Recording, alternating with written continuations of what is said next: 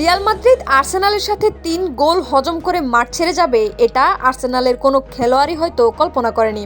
লজ্জা, লজ্জা এবং লজ্জা। গতকাল চ্যাম্পিয়ন্স লিগের কোয়ার্টার ফাইনালের প্রথম লেগে আর্সেনাল রিয়াল মাদ্রিদকে ১ হালির চেয়ে একটি কম গোলে মানে ৩-০ গোলে হারায়।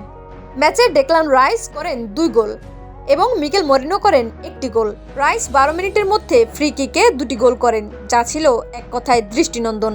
আপনার মুখ হা হয়ে যাবে এমন গোল দেখে, মেসিও খুশি হবে এমন ফ্রি কিক দেখে।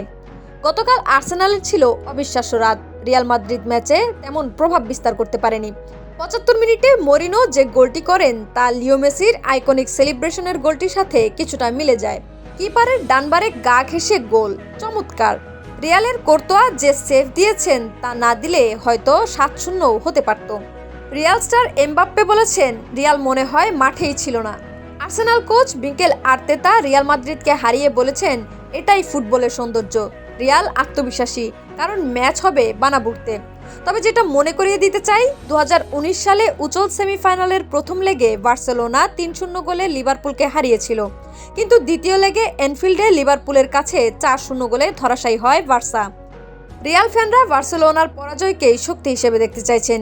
রিয়াল মাদ্রিদ খেলোয়াড় লুকাস ভাস্কেজ বলেছেন, যদি কোনো দল ৩-০ গোলে হেরেও ফিরে আসতে পারে, সেটা আমরা।